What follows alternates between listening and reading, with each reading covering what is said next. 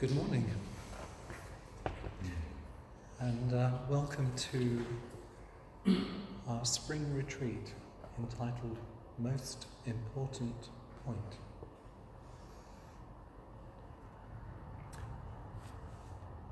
And I'm very touched and grateful for how, as a community, we've created this beautiful space within this beautiful space, within this beautiful space. And looking around the room, all of us here have been travelling together for some time. So this retreat is a real celebration and opportunity to deepen our practice and enjoy our time together during these precious 3 days. And I'm most grateful for all the efforts that each person makes to be able to come here for 3 days, and all the things, minor and major, that need to be negotiated for you to sit here at this moment. Norman Fisher said, "We're here just so we can remember the simple fact that we're alive right now. It's a total situation, and it's never going to happen again. This moment will never happen again with this level of sunlight in this room, with these flowers, with these particular lorries going by. It's totally unique." There are many, many instances of Suzuki Roshi saying most important thing or most important point. And they occur in many of his talks and in his books, one of which is Zen Mind, Beginner's Mind. And when I hear him say most important point or most important thing, at that moment in space and time, I feel it is the most important thing. And I feel if I think of the most important points and things as being in a net, all the other most important things and points kind of vibrate and make a little sound, because they're all interrelated in this vast web of most important things for our life and our practice. The most important point I've been practicing with this week is that of right effort. Right effort. And Suzuki Roshi said, the most important point in our practice is to have right or perfect effort. So for someone who, like me, has a strand of perfectionism in the way I approach tasks, such as preparing a talk, that's a really interesting edge to work with this week, when I've not been feeling as well as I usually do. So how can I practice with right and appropriate effort in the run-up to this retreat? And that's my practice edge. And if I think about it, it's my practice edge which has a trail which goes way, way, way, way back. It's not suddenly arrived. And I'm curious about your practice edges that you're bringing here in your practice and your life. And if you think about them, how far that trail goes back in your life.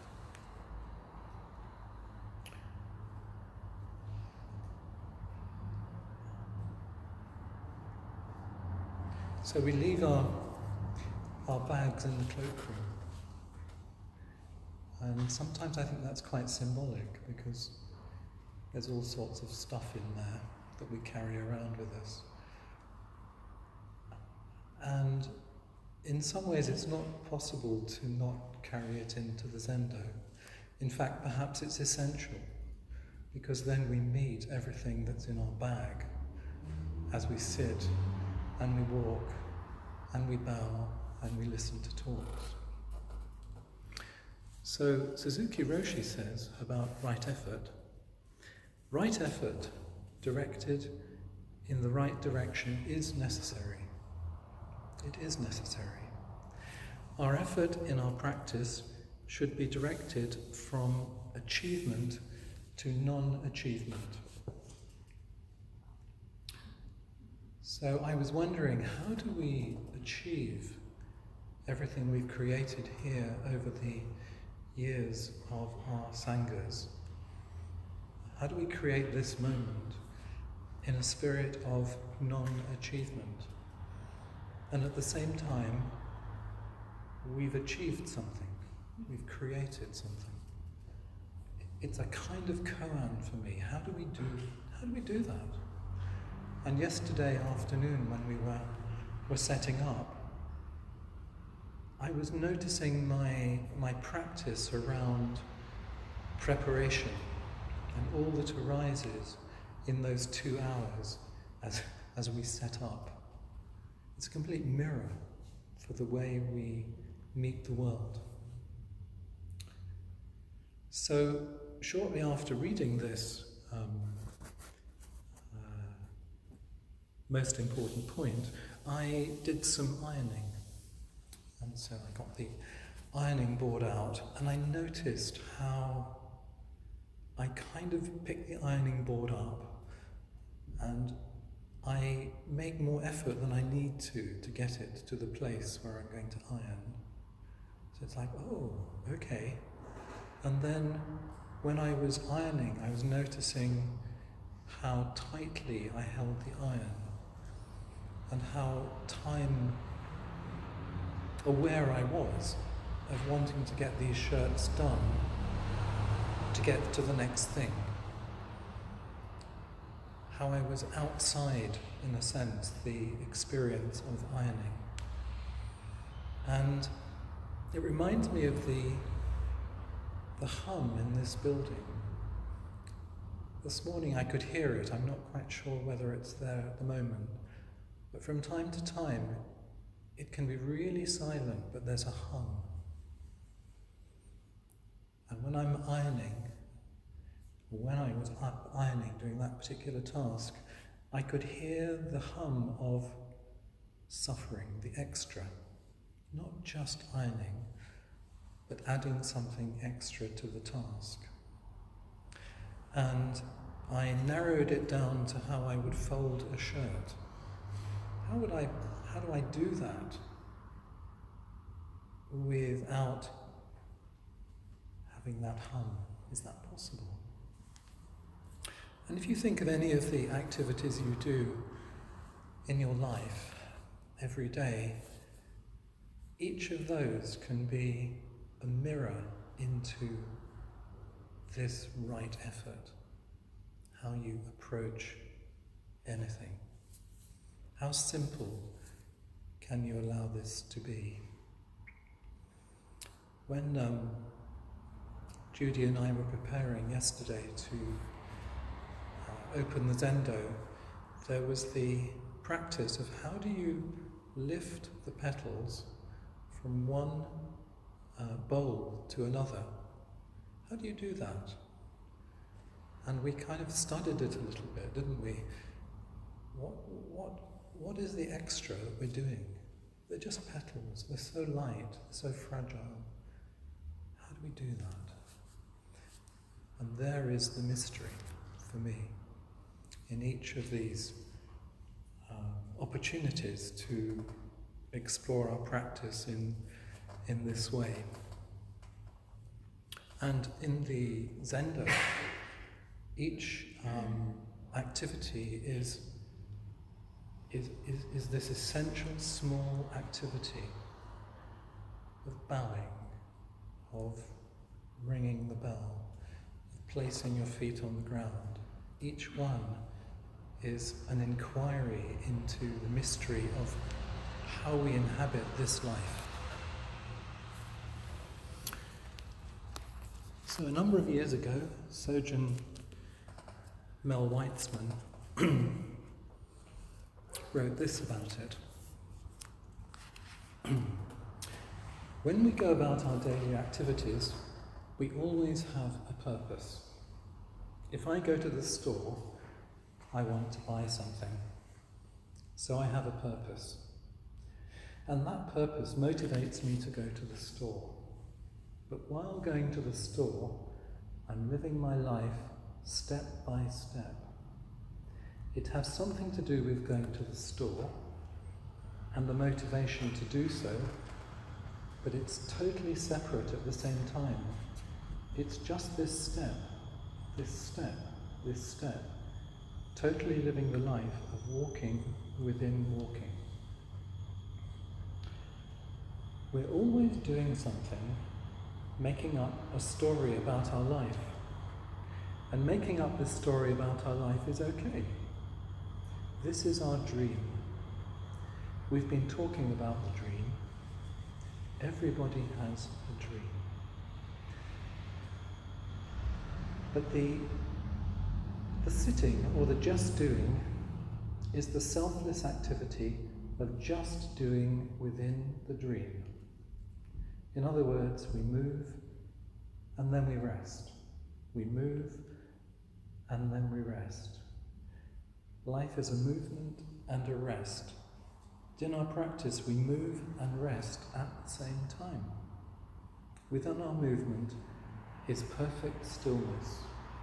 Stillness and movement are the two aspects of this life.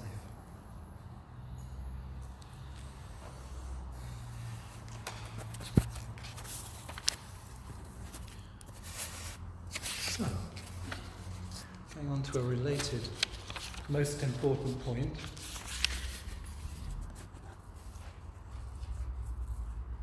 And it's this.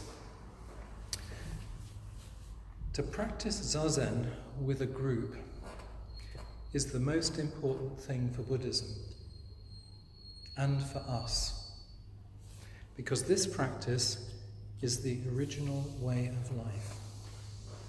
To practice Zazen with a group is the most important thing for Buddhism and for us, because this practice is the original way of life. And so we are already taking part in this most important practice. All the effort that we've made to be here today, to create this space, is the most important practice. That's it. To be here to do this together. But it would be very easy to miss the next piece, because this practice is the original way of life. It's so easily missed because often when we read through things, we are moving through to get to the next thing. So we miss it, because this practice is the original way of life. So let's pause there a moment. What is that? This book, this wonderful book, short book, is so deceptively simple, but you can miss it, you can skim. And it's so easy for us to skim over the surface of our lives and skim over a book like this. You could camp out in this chapter for the whole summer and just be with it, and then see what happens. You could camp out with the original way of life as your question. What is the original way of life? So I had a little bit of a temptation, because I was going to be talking about the original way of life, that I would have to explain it. And I can't. But Suzuki Roshi gives some hints about what it might be. He takes you as far as he can with words, and the rest is up to us to open to the original way of life. I'm very taken by a statement by T.S. Eliot. He said, "Life is the hint half guessed, the gift half understood." The hint half guessed, the gift half understood. It's like we can miss it if we skim. We can really miss it. So this is what he says about the original way of life, just to give you a flavour and see how this moves through you. Without knowing the origin of things, we cannot appreciate the result of our life's effort. Our effort must have some meaning. Our effort must have some meaning. And then, a relief to me, there is no need to intellectualize about what our pure original nature is, because it is beyond our intellectual understanding. Zazen practice is the practice in which we resume our pure way of life, beyond any gaining idea and beyond fame and profit. By practice, we just keep our original nature as it is. So just to sit without any idea of gain and with the purest intention to remain as quiet as our original nature, that is our practice. To remain as quiet as our original nature. In the Zendo, there is nothing fancy. We just come and sit. After communicating with each other, we go home and we resume our own everyday activity as a continuity of our pure practice, enjoying our true way of life.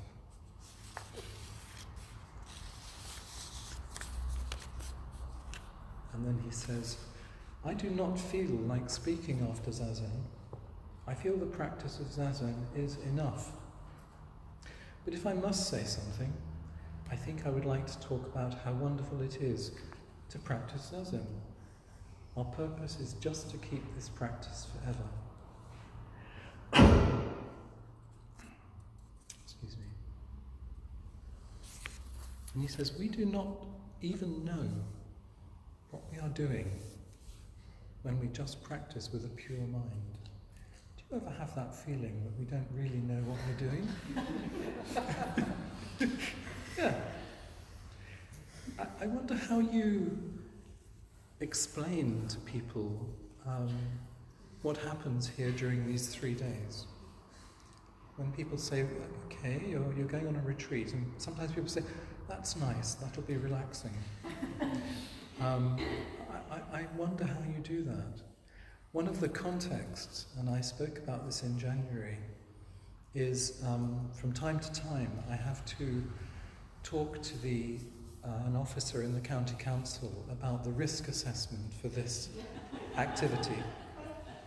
And he says, okay, so what do you do? And I say, well, we sit for long periods and we walk very slowly around the room together. We bow quite often. And we listen to talks about doing those activities.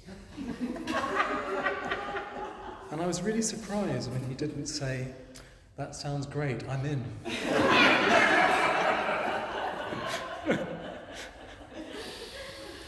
And I was told that we don't need additional insurance for these activities because it's a low-risk activity. But actually, it's very high risk coming to this. to Zazen, because there's a possibility that the whole world will open up to us through this practice. It's a very high risk, but it's probably low risk physically, and we don't need to pay extra to actually do this practice in this room.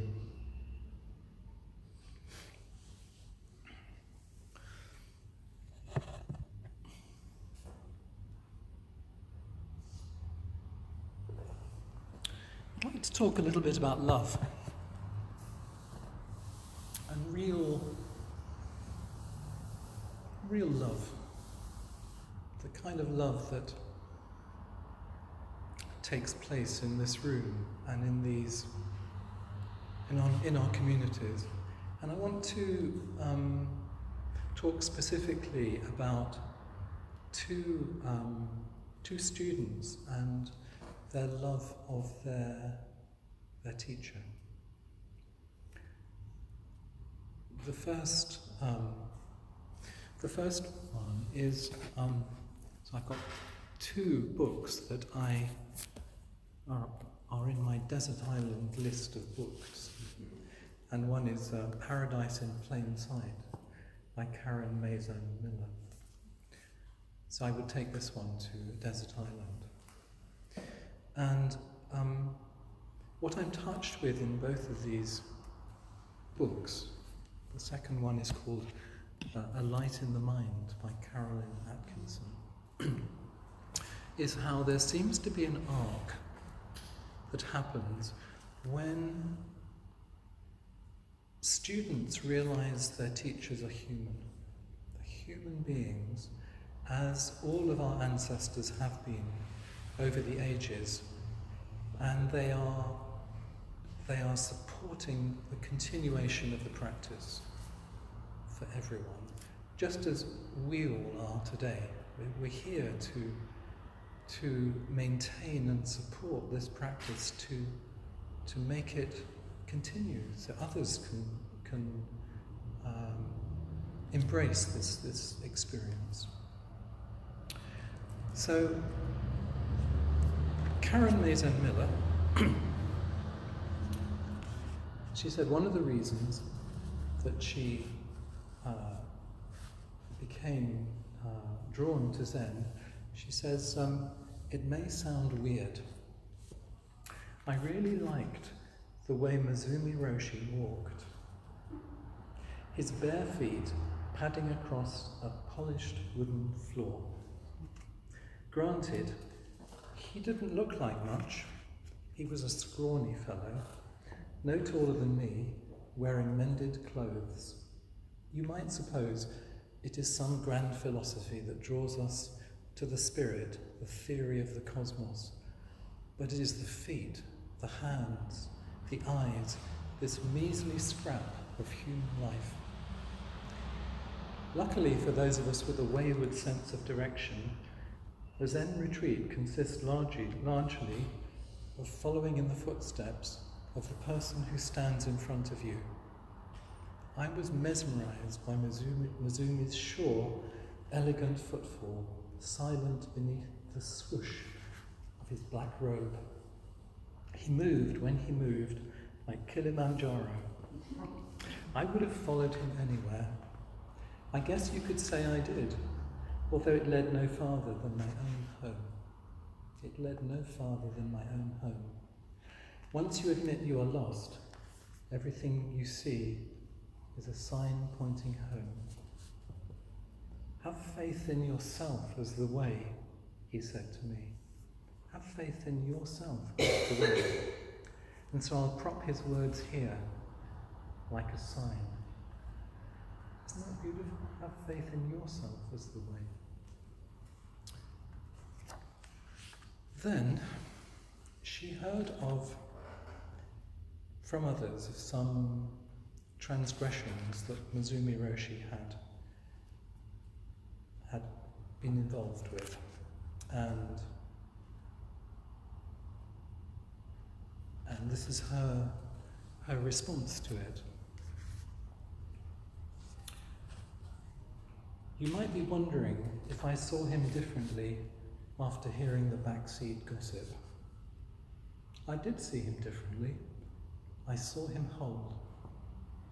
Learning the dark side of the saga shed light on things, like why he practiced so devotedly and lived so humbly. He was so open and available, so weary, so kind. He was no less desperate than I. I was desperate to get something, when he was desperate to leave something behind. By anyone's standards, he was no saint. He was a poet. Everything about him was out in the open. Whether you could see the whole of it or not, he showed it all. And I'm curious what happens when we find a really true textured feeling about anybody and their vulnerabilities. And in this case, why some people would choose to leave, and as in Carolyn Miller's case, why she stayed and became his Dharma heir. The second one I'm going to talk about is Carolyn Atkinson in this beautiful book, A Light in the Mind. And she is a Dharma heir of Koben Chino Roshi. And I've just highlighted some extracts which show a kind of arc in her practice in relation to her teacher. She says, I remember the many years I felt a deep longing to be special, to be extraordinary. Growing up in post-World War II America, I, along with many of my generation who came of age in the 60s and 70s, wanted to be anything but ordinary. Looking back on my life, I'm sure this was involved in my desire to practice Zen and to practice Zen Buddhism. It looked so special. There were many mysterious ways of talking and sitting, and all the monks had striking black robes to wear. Surely, if we undertook all these special practices, we could be extraordinary, even luminous perhaps. Couldn't we then reach an ideal transcendent state of mind? When I first met my teacher, Koben Chino Otagawi Roshi, it seemed that all my wishes to find transcendence came together in his very presence. He appeared to be absolutely extraordinary. This slight Japanese man was for us the perfect expression of mystery.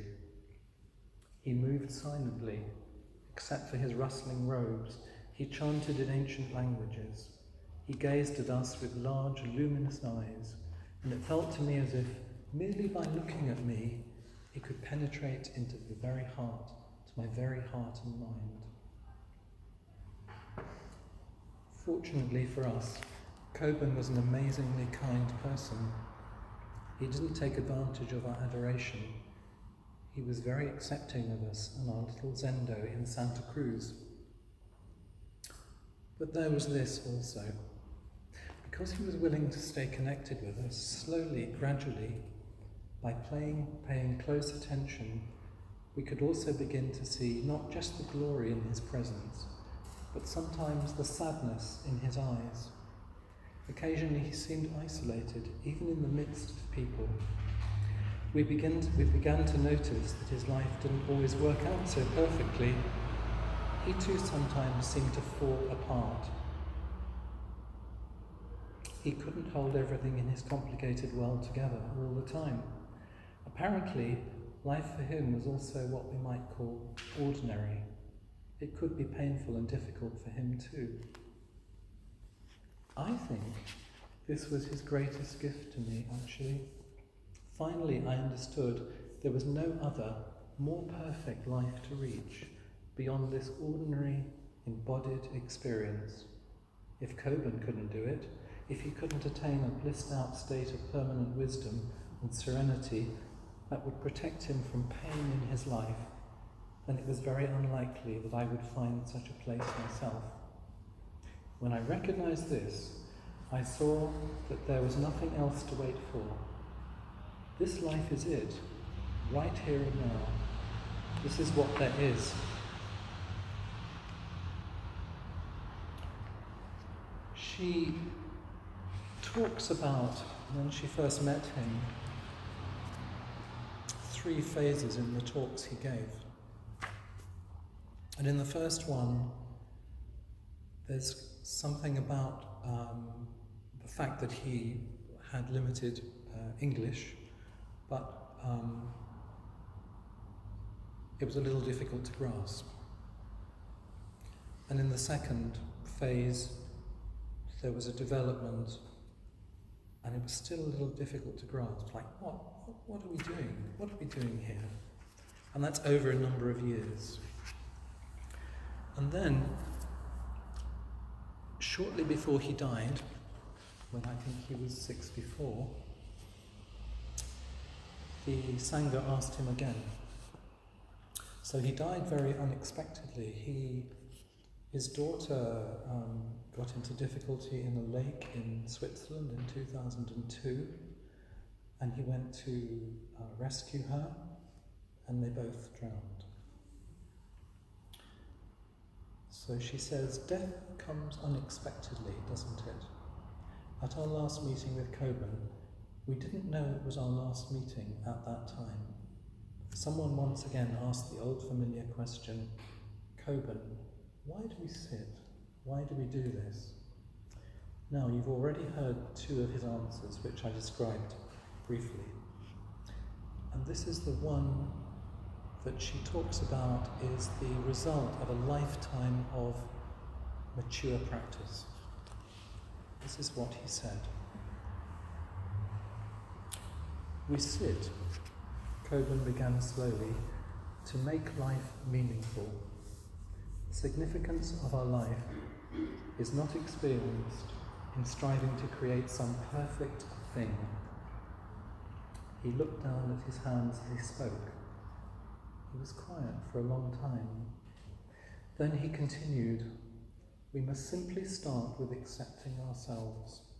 Sitting brings us back to actually who and where we are. Again he waited, as perhaps he reflected upon his own life. This can be very painful. Self-acceptance is the hardest thing to do. Once again he paused. So long at this point I wondered if perhaps he had finished. But finally he continued, if we can't accept ourselves, we are living in ignorance, this darkest night. We may still be awake, but we don't know where we are. We cannot see. The mind has no light. He stopped and looked around at us. In our small circle, he moved from face to face, his eyes seeing deeply into each one of us, his long-time older students. Finally, he nodded slightly and concluded, practice is this candle in our darkest room. Practice is this candle in our darkest room.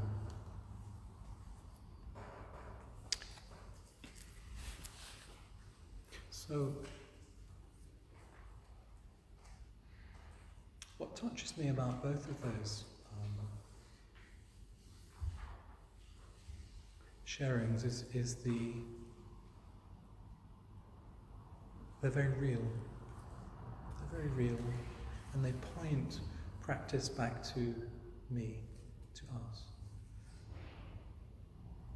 Have faith in yourself as the way. Faith in yourself as the way. So, I'm going to finish with some humour. Another wonderful book, which I've just bought, Turning Words by Hosan Alan Sanoki. And it's encounters, meetings with people whose one word, one sentence, one experience of something that happens between them has been significant in his many, many years of practice. And so again, in all of these people that he's talking about, they're all different. They're all different in their expression of Zen and as if they're a teacher, as teachers. And there's a photograph of each one at the end. It's like they're really themselves. So, here's the humour. Because he says at the end of the book, there has to be some humour in this too.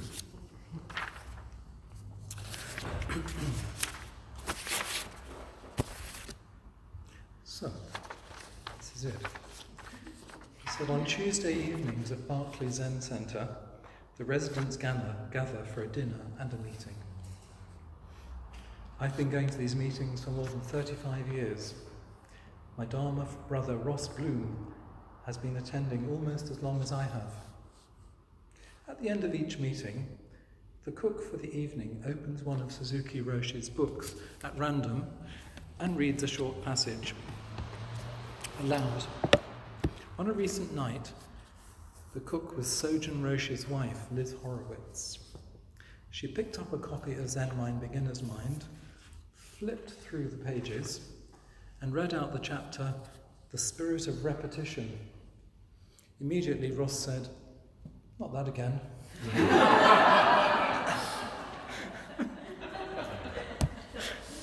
So, in a few moments, in the spirit of repetition, we are going to move into 30 minutes of Zazen, and then we'll be moving towards the lunch hour. Thank you so much.